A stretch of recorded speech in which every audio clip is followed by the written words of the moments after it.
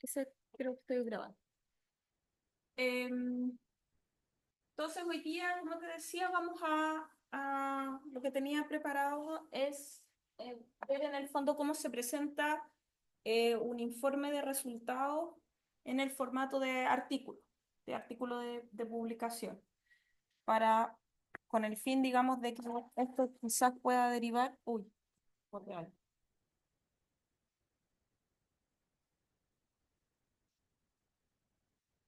Ah, claro, ese es el equipo la cámara de todo eso. Bueno, pero sí, no sé cuánto lo tengo. Ya. Con el fin de que esto pueda, digamos, servir o pueda derivar a una publicación o en el caso, por ejemplo, de que el propio trabajo de AFE puedan ustedes aprovecharlo de ese modo, ¿ya? Entonces, la primera parte, como te decía, yo quería ver los avances del trabajo, pero eso lo vamos a dejar para mañana, para que podamos ver también con Pablo y comentar las dudas. Bueno, yo les mandé los comentarios a todos respecto de sus avances, entonces también ahí pueden alcanzar a mirarlos y podemos resolver las dudas y abordarlos mañana. Entonces, vamos a ver el tema de la estructura de los artículos, los principales componentes, cómo se organizan, digamos, y que tiene que ver mucho con los requerimientos que hacen las revistas respecto de las publicaciones en las secciones principales, digamos, que se incluyen, que son la introducción, la sección de método y resultado, discusión y conclusiones, y después lo que es el borrador final, el título, el resumen, las palabras clave y el chequeo de coherencia. Y, y un ejercicio que propongo es revisar un artículo, específicamente revisar la parte del título, del resumen, las palabras claves para poder hacer este como análisis de coherencia. ¿Ya? Entonces me voy a soltar lo de la revisión. Coloqué algunas cosas de su trabajo y otras que son de los textos que hemos visto hasta ahora para poder colocarle ejemplo, mostrar lo que está, lo que requiere mejorar todavía.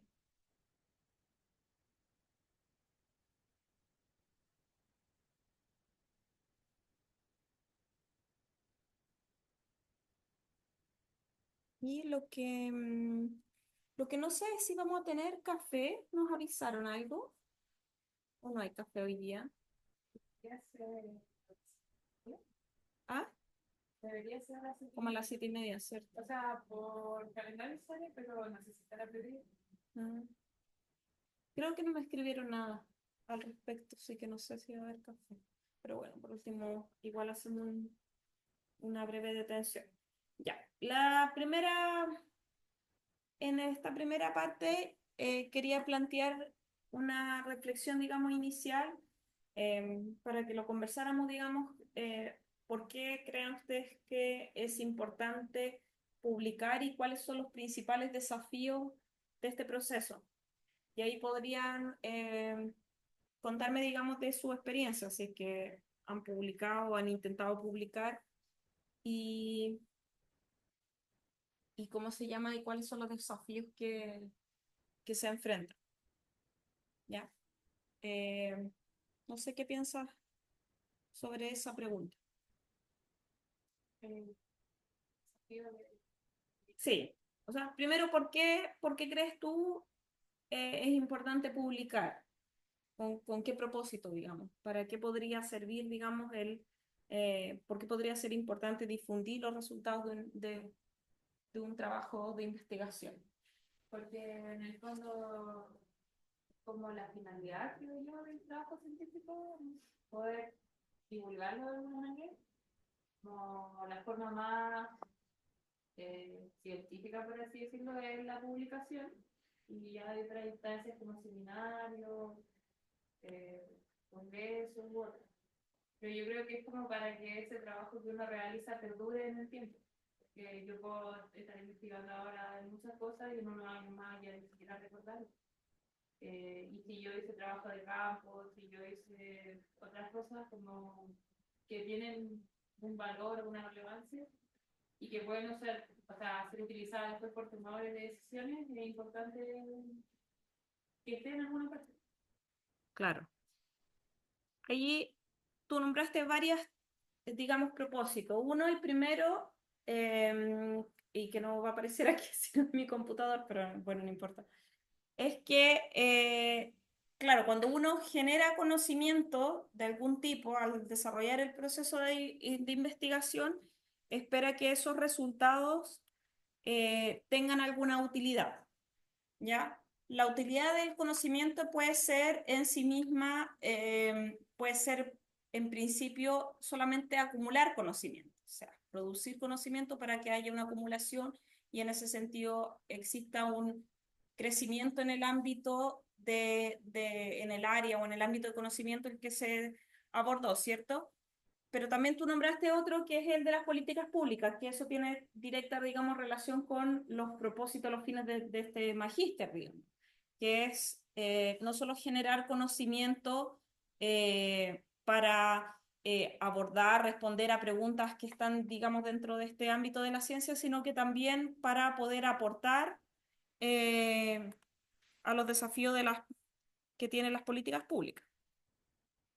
Se lo vamos a poner aquí, aportar al desarrollo de mejores políticas públicas.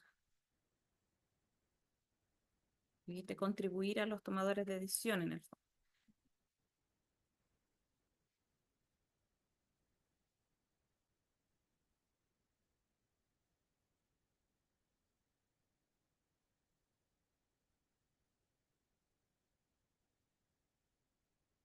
Y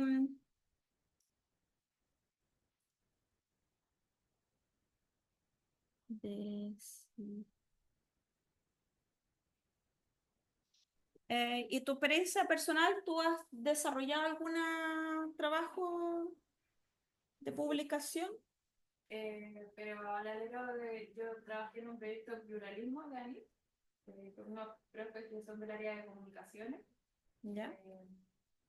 Y ahí yo trabajé en la parte cualitativa de un estudio que se complementó con nuestra práctica cuantitativa y sacamos dos publicaciones.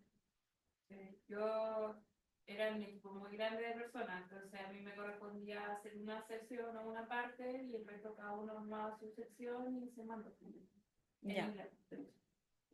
Ya. Y en ese proceso, para ti, ¿cuáles fueron los principales desafíos, tanto, digamos, del trabajo en equipo como de tu contribución particular en ese proceso? Que eran, ¿Ya? y que eran para revistas como de alto nivel. Entonces igual había una presión importante de que lo que uno escribía tenía que estar bien.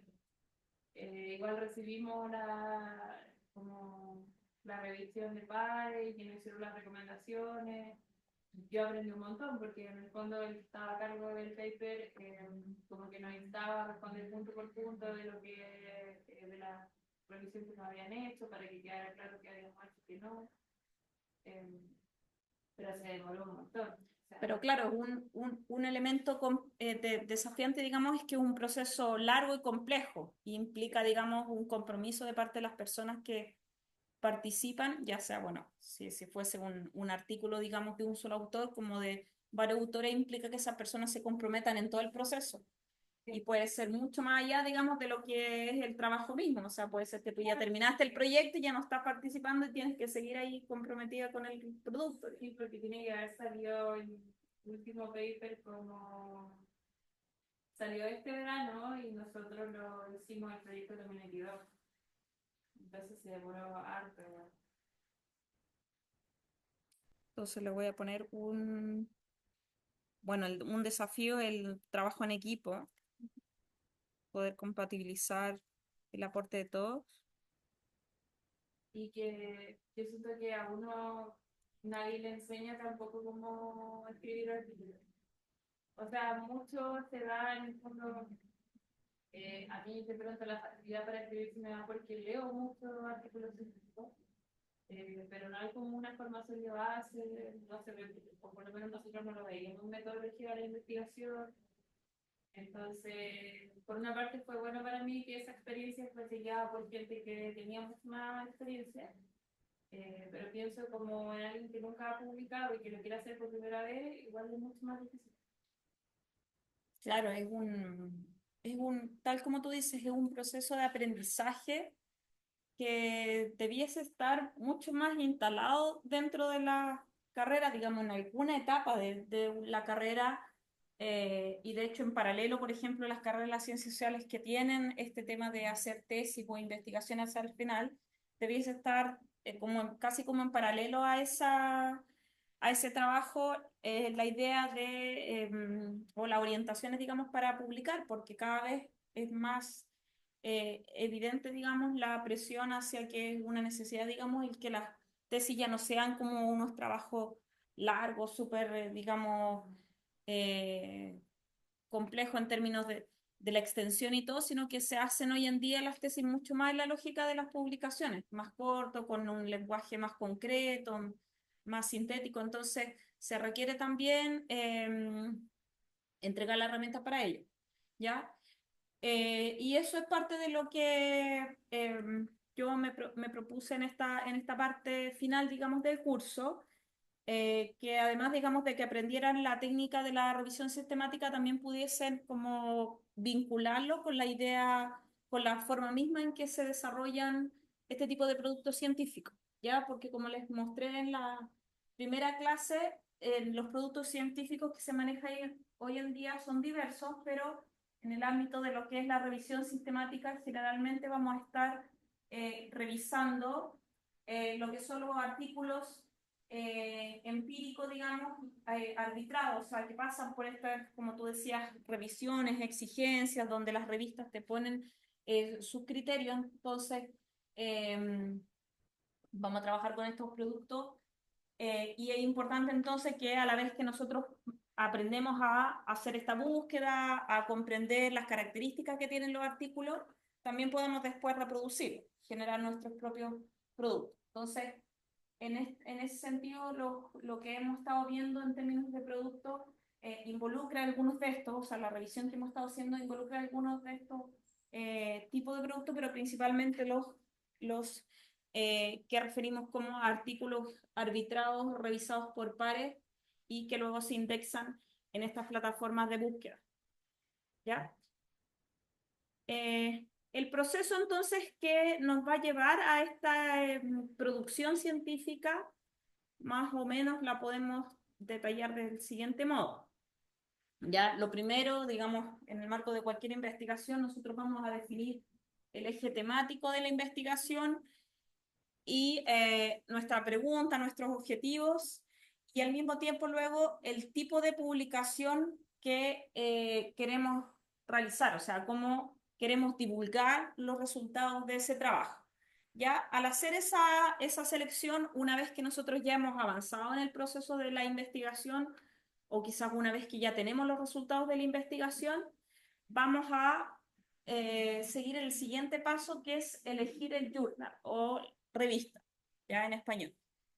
Elegir la revista es clave porque nos va a ayudar a delimitar las características del artículo. Nosotros podemos tener inicialmente un borrador con los resultados, por ejemplo, de la investigación, pero es bueno tener elegida la revista como en ese momento, desde esa etapa, para Nicole, porque así, si nosotros...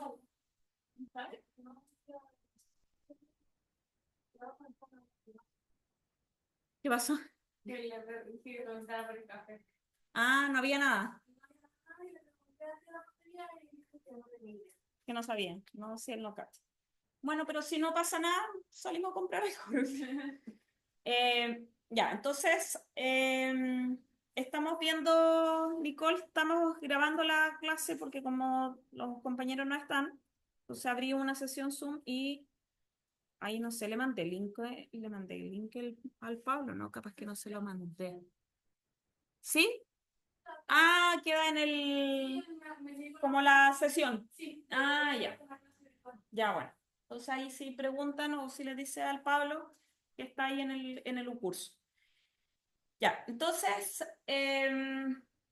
vamos a hablar hoy día sobre la generación de los productos académicos, principalmente cómo se, digamos, estructuran estos famosos artículos con revisión de pares, que es lo que además hemos estado revisando a lo largo de la revisión sistemática. Ahora mi idea es que ustedes puedan llegar a desarrollar ese producto científico teniendo más orientación, y conversábamos con Andrea que muchas veces en el proceso de nuestra formación en pregrado e incluso en posgrado, no hay una instancia donde te enseñen a cómo armar un artículo, cómo redactarlo, cuáles son los elementos clave.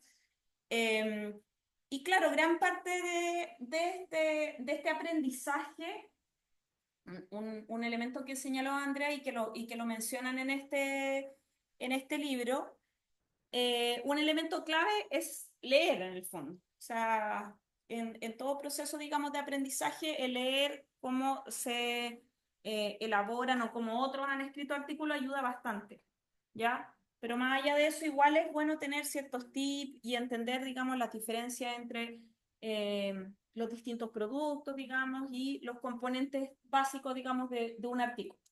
¿Ya? Entonces, en el proceso que les estaba explicando, la primera etapa es definir el tema, bueno, lógicamente desarrollar el proceso de investigación, y una vez que uno ya cuenta con resultados en un informe que puede ser un informe borrador, la siguiente etapa clave, digamos, es elegir, les decía, la revista o journal donde uno va a publicar. ¿Ya? Y es súper clave, como les decía Andrea, elegirlo como desde una etapa bien temprana, porque las características de la revista nos van a ayudar a orientar lo que nosotros estemos elaborando como producto, ¿ya? Porque si la revista tiene exigencias, por ejemplo, en términos de extensión, no tiene sentido que elaboremos un informe súper largo que después no nos va, digamos, a entrar en las características del artículo. Entonces siempre tenemos que pensar como en función de la revista. ¿Cómo elegimos la revista? Bueno, hay varios criterios que se pueden aplicar. El primero tiene que ver con nuestros propósitos, nuestro objetivo. Si nosotros queremos divulgar el artículo con fines de, por ejemplo, de política pública a un público más diverso, eh, podemos tomar una opción distinta si nuestro interés es más bien un público más académico o científico dentro de el ámbito disciplinar, por ejemplo. ¿Ya? Si nos interesa tener un impacto sobre todo en la disciplina, dentro de una disciplina y en un ámbito más científico, probablemente vamos a elegir una revista que sea disciplinar, o sea, que por ejemplo dentro del área en la que ustedes trabajen, sea una revista destacada de esa disciplina, ya sea, no sé, una revista de ciencia política, una revista de, no sé, sociología en mi caso.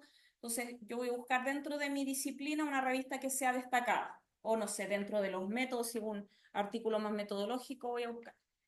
Eh, y ahí, claro, hoy en día las revistas y los artículos en inglés tienden a tener mayor impacto que las en español, por ejemplo, ¿ya?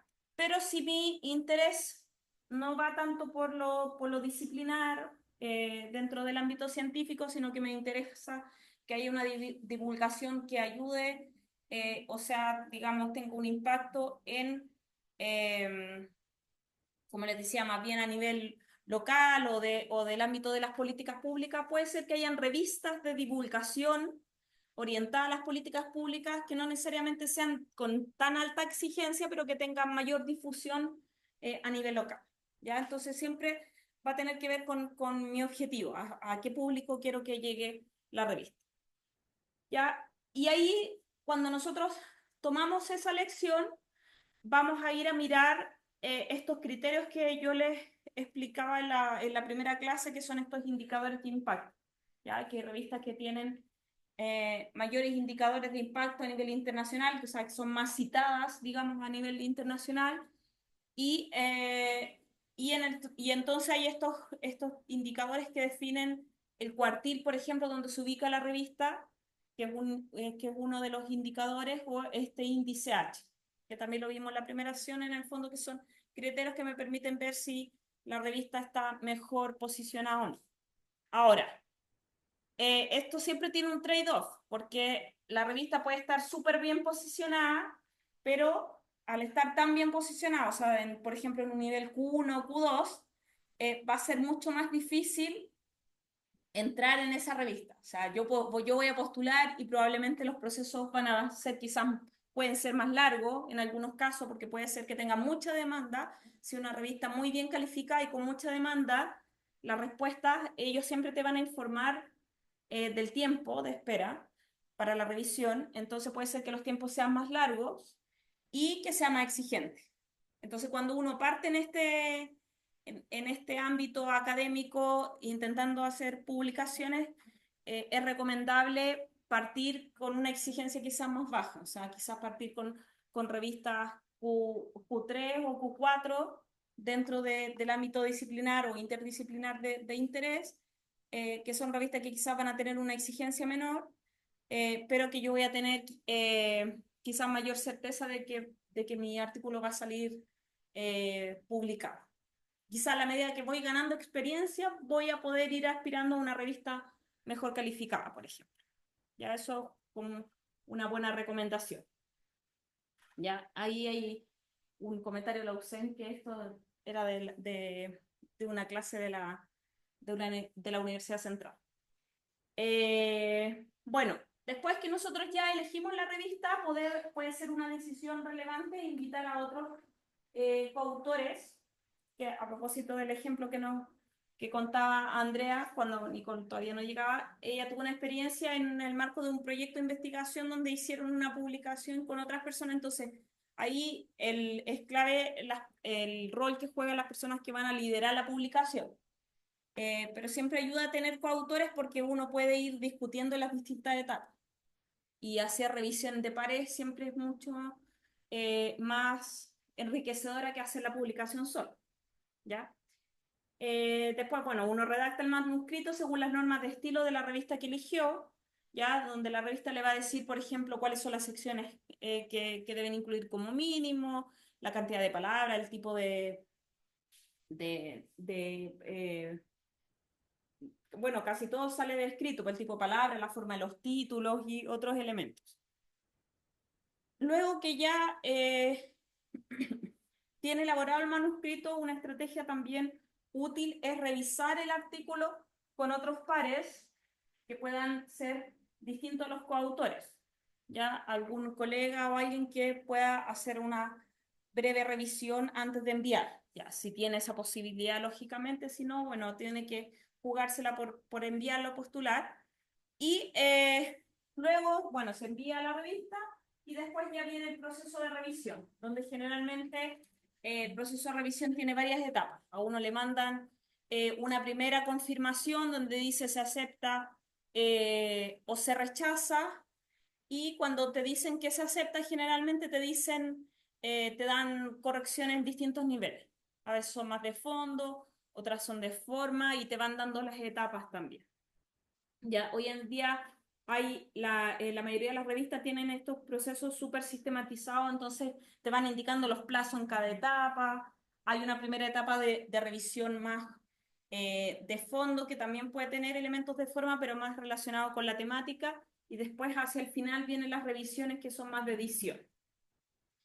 Eh, y en esas etapas, en la primera etapa debiesen enviarte una carta de aceptación cuando está la aceptación, y después en la última etapa también ya el certificado o un documento que, mm, que señala, digamos, que ya el artículo está en fase de preprint, digamos, ya está totalmente aprobado y que solo hay que esperar el proceso de publicación. Esos certificados a veces eh, son necesarios, digamos, para procesos de postulación a concursos, por ejemplo, a fondos, sirven esos certificados, porque, por ejemplo, el proyecto de investigación como los Fondesit, uno tiene que presentar cuántas publicaciones tiene y puede presentar esos certificados indicando que ya se envió o ya está seleccionado el artículo.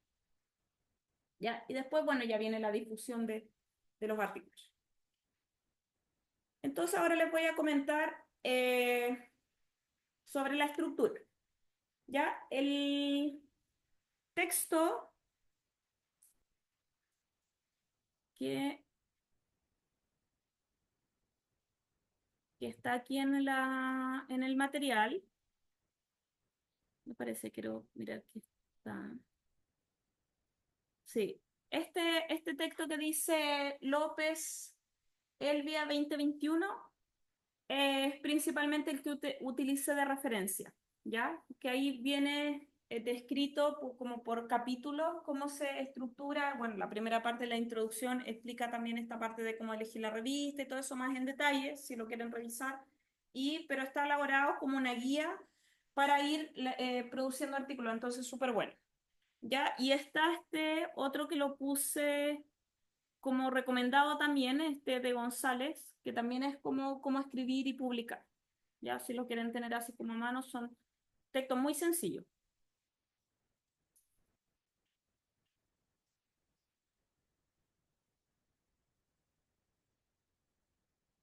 Ya. Entonces,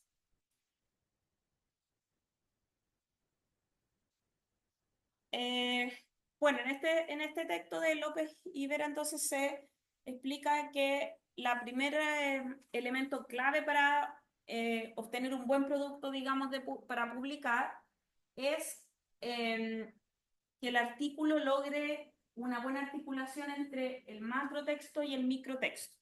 ¿Ya?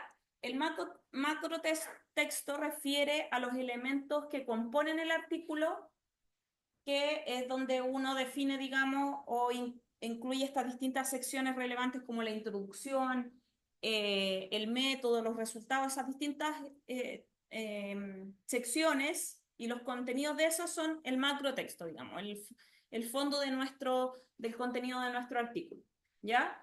Y si bien esa es la parte, digamos, puede ser considerada la más relevante, no es menor lo que nosotros logramos expresar a través del microtexto, porque muchas veces los artículos, aunque uno no piense que así, son rechazados porque la parte de el microtextual, o sea, la redacción, la ortografía, la forma de citar, no cumple con lo esperado, ¿ya? Entonces, los dos elementos tienen que estar bien articulados y tienen que tener una alta, digamos, calidad, ¿ya? Porque muchas veces uno hace una investigación y la investigación puede estar súper bien desarrollada, puede lograr elaborar un informe, pero después pasarlo a un artículo y que esté bien redactado, que sea todo muy sintético, como les digo, que tenga estos elementos eh, bien cumplidos. A veces no todos los investigadores tienen, digamos, este entrenamiento para lograr eso, ¿ya? Entonces es importante que irlo eso ejercitando y como les señalaba antes, gran parte de eso se ejercita leyendo muchos artículos también. Ya, bueno, para facilitar este proceso de estandarización de la producción científica se han creado ciertos modelos de escritura y son esos modelos de escritura que están validados los que los que uno encuentra en las revistas. ¿Ya? Entonces, la revista, estas normas que te dan la revista como para publicar, siga esta orientación, esas normas vienen de estos modelos que ya están como validados internacionalmente. Y por eso algunas revistas tienen un formato tipo y otras revistas tienen otro formato con algunas variaciones. ¿Ya? Los modelos estos fueron creados para valorar entonces la calidad de los trabajos y orientar este proceso de producción para que sea más sencillo. ¿Ya? El más utilizado que ustedes van a encontrar en las revistas es el modelo IMRAD, que incluye entonces la introducción, métodos, resultados y discusión como secciones claves. Ya ese es como el esquema más sencillo y el que más utilizan hoy en día las revistas. En la introducción. Cada vez con más frecuencia el marco teórico o la discusión teórica va quedando como más relegada, digamos, en lo que es la producción académica. ¿Ya? Antes estaba separado, de hecho, antes había como una introducción y después venía como discusión teórica o marco teórico, bueno, con distintos títulos, digamos, o discusión conceptual. Hoy en día eso está todo dentro de la introducción y cada vez se reduce más la extensión de los artículos, entonces esa sección también se ha ido acotando. ¿Ya? Bueno, este diseño se basa en un esquema experimental donde se describen cada etapa de la investigación. La estructura entonces va a permitir que cualquier lector pueda detectar, digamos, entender cuáles son los elementos cómo se fue desarrollando la investigación, independiente de que el lector no sea una persona versado en la disciplina, en el tema que está leyendo. O sea, la idea de generar esta estructura, estos protocolos, es que cualquiera pueda leerlo y que también cualquier persona pudiese más o menos repetir el mismo proceso de investigación si lee y sigue los pasos que están descritos. ¿Ya? Este esquema entonces va a validar la investigación primaria, a su vez que va a abrir nuevos caminos de estudio. Y el objetivo entonces para que permite validar, digamos, este proceso de investigación paso a paso, incluye, como les decía, estos elementos. La introducción, que va a plantear el problema y justificar su abordaje, ese es como el propósito de la introducción. El método, explicar en el fondo cómo se condujo la investigación. Los resultados va a expresar los principales hallazgos del estudio y la discusión va a señalar el aporte de los resultados encontrados. ¿Ya? Y, y se los voy a mostrar un poquito más en detalle, digamos, cada una de esas secciones. Entonces, respecto de estos modelos de escritura, espérenme. El primero, como les decía, el INRAD es como el más estandarizado, más sencillo y que más se usa. Sin embargo, hay de estas otras modificaciones. Tenemos el modelo IRDAM, que es más utilizado en salud o en el ámbito clínico, donde se parte por la introducción, luego se establecen resultados de discusión y los métodos se dejan más como un apéndice, ¿ya? Que puede tener más o menos detalles según cuál sea el contexto clínico que se trata de mostrar. Entonces aquí en este tipo de estructura, casi todo está centrado en los resultados, ¿ya? En poner los resultados y discutir los resultados. Después hay otro modelo que es más detallado, que algunas revistas todavía lo mantienen y otras no, que es, bueno, el abstract resumen. En este caso el modelo básico no incluía el resumen, pero ahora casi todas las revistas incluyen esa sección, y de hecho la sección es una de las secciones que vamos a ver que permite la búsqueda, ya que es como la que se utiliza en la indexación de los artículos para la búsqueda. Introducción, métodos, resultados, difusión, y después aquí hay algunos artículos que definen la sección discusión y conclusiones como juntas, mientras que hay otras que separan discusión y conclusiones. Y ahí, claro, las normas de la revista van a dar las indicaciones al respecto. ¿Ya? Entonces, por eso siempre es importante primero mirar las normas de la revista. ¿Cuáles son entonces los elementos de cada sección? Están aquí en esta tabla resumen. La introducción destaca, tenemos que destacar los resultados y conclusiones principales, aunque digamos va a ser lo último, pero tanto en el resumen como en la introducción uno trata como de recoger casi todo lo que vimos en el artículo. Vamos a enunciar los objetivos, vamos a hablar de la metodología, exponer el propósito que justifica la investigación, las orientaciones de la investigación o naturaleza del problema, las razones para elegir la metodología, o sea, casi todos los elementos claves de la investigación se van a explicar en la introducción. Luego en el método se van a definir las variables, bueno, la metodología, el enfoque, la muestra, qué sé yo. Y bueno, lo otro se lo voy a explicar más en detalle cuando veamos cada sección.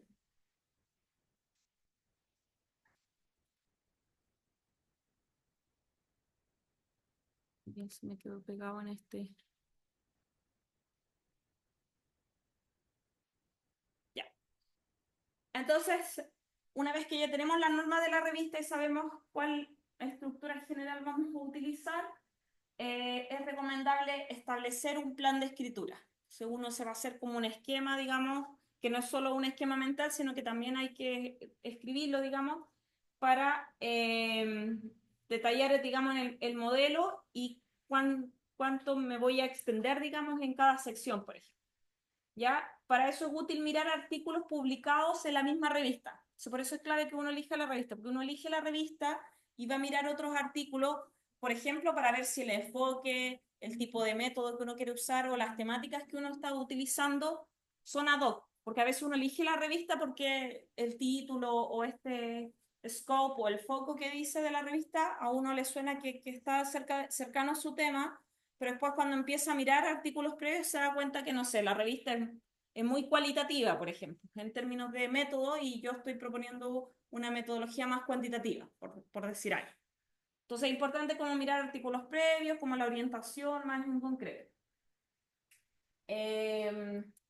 Y luego los modelos estos, vamos a ver que se componen de apartados, pero no significa que uno los redacta así tan linealmente. Porque, por ejemplo, el resumen, uno puede hacer un bosquejo del resumen y de la introducción al principio, pero generalmente son secciones que uno las termina de armar al final.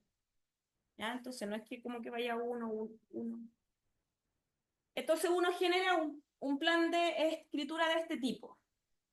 Ya, la introducción, que uno puede definir más o menos en términos de página, pero hoy en día las revistas definen más exactamente que esto, definen palabras de la extensión completa. Entonces, si tenemos que el artículo tiene 8.000 palabras, uno tiene que hacer una estimación más o menos de cuántas palabras necesita en cada sección. ¿Ya? Y para eso también es útil mirar artículos previos. Porque uno tiene que pensar que, por ejemplo, la sección de resultados tiene que ser la que le dedique más espacio dentro del artículo, y entonces va a hacer esta estimación. Que aquí, como les digo, está en términos de página, pero que es bueno más bien hacerla con palabras. Entonces, con eso uno tiene como el marco, como el esquema general, donde después uno va a ir llenando cada parte. ¿Ya? Y es súper importante hacerlo porque si no después, como les digo, hacer el proceso inverso después puede ser mucho más difícil, como estar acortando o alargando una sección. Y ahí también se puede definir el tiempo estimado para cada sección, otros elementos, digamos, fecha, qué sé yo, es como hacerse un mapita personal de cómo va a ser el proceso. Ya, pues la primera parte entonces, que es la introducción.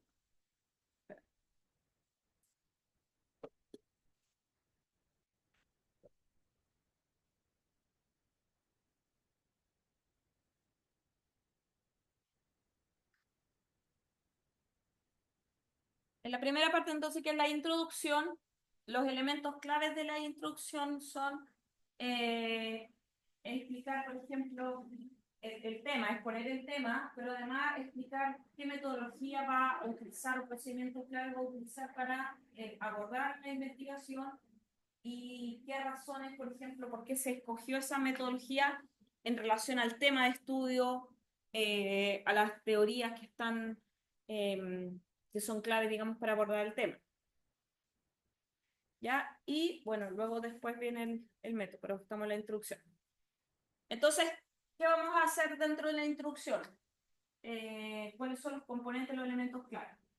Lo primero es formular, plantear el problema o tema que se pretende estudiar. Y ahí nosotros generalmente vamos a describir las características del tema, del problema, la magnitud, si ese problema se presenta, por ejemplo, a nivel nacional o a nivel local, los grupos o sujetos más afectados, digamos, por el problema. Se lo vamos a delimitar, ¿ya? El segundo punto es delimitar el contexto de la investigación en base a conceptos antecedentes o estudios preliminares, ¿ya? Y ahí esta primera como formulación es más como empírica o más general, y aquí ya más lo vamos precisando con estudios previos. O sea, buscamos estudios previos y ahí vamos mostrando qué se ha estudiado del tema y qué no se ha estudiado. Por eso el propósito, como dice aquí, es mostrar la brecha. Luego vamos a presentar el propósito y objetivos. Luego que ya como que dimos cuenta de este breve estado del arte, vamos a decir cuál es el propósito y objetivos que persigue un estudio. Formulamos los argumentos que justifican la investigación, o sea, vamos a decir por qué, en función de ese contexto y de estos objetivos, por qué el tema es relevante, qué aportes puede generar este estudio, qué contribuciones se espera. Y luego vamos a describir algunos aspectos de la metodología. ¿Ya? No significa que aquí vamos a detallar la metodología, sino que vamos a dar como unas pequeñas pinceladas para la sección que viene, que generalmente es el método. ¿Ya? Entonces ahí vamos a explicar, bueno, el estudio tiene un enfoque cuant y quali, por ejemplo, y por qué sigue esa orientación con relación a los otros elementos. ¿Ya? Y ahí también puede ser clave adelantar algunos resultados, algunos hallazgos o conclusiones. Ahí yo he visto, de la experiencia que tengo yo leyendo artículos y los artículos que he escrito, yo he visto de todo. Hay artículos que a veces adelantan y a veces adelantan hartos elementos de los resultados y otros que no, que se quedan como por aquí, ¿no? ¿Ya? En el abstract sí es generalmente se tienen que incluir resultados eh, clave y las contribuciones y todo. Respecto al planteamiento del problema, ahí también vamos a tener distintas propuestas, distintos esquemas respecto de cómo se define. Aquí hay dos esquemas, digamos, distintos. En este se plantea que la instrucción tiene que establecer el campo de estudio, sintetizar la investigación previa, que es como estado del arte, preparar los elementos de la investigación actual, la pregunta, el propósito, introducir, digamos, ese tema y en este otro, bueno, se hace un planteamiento general que se ha dicho sobre ese tema, qué es lo que yo quiero establecer respecto a mi tema, por ejemplo, en términos como de objetivo, pero también de a muchas veces de hipótesis, esto es lo que yo quiero demostrar, por ejemplo, y qué elementos hay para demostrar o adelantar respecto de esa tesis. Esto es como más un esquema más explicativo, de un estudio más explicativo. Si es exploratorio, uno en general no tiene tesis o no quiere adelantar, digamos, las tesis que va a abordar después. ¿Ya? Bueno, una buena formulación del tema va a delimitar, del problema va a delimitar el tema y para eso hay preguntas orientadoras. ¿Ya? Esto se los da como orientación eso de un tema, de un texto metodológico que es el texto de Anderek, que es un manual de metodología. Y se me olvida pasar la PPT. Ya, esto de un manual, como les decía, de metodología y estas preguntas ayudan como para ir viendo, abordé o no esto en la introducción. ¿Cuál es el problema o tema a investigar? Vamos a identificar el problema, delimitándolo, cuáles son los datos o antecedentes que hay sobre el problema, cuáles son los principales aspectos que permiten caracterizarlo. Después la otra pregunta, ¿qué se ha dicho, se ha estudiado antes sobre el problema? ¿Cuáles son las conexiones entre los distintos elementos? Entonces yo puedo ir con esto estructurando, en la medida que voy respondiendo esas preguntas, voy estructurando mi planteamiento del problema.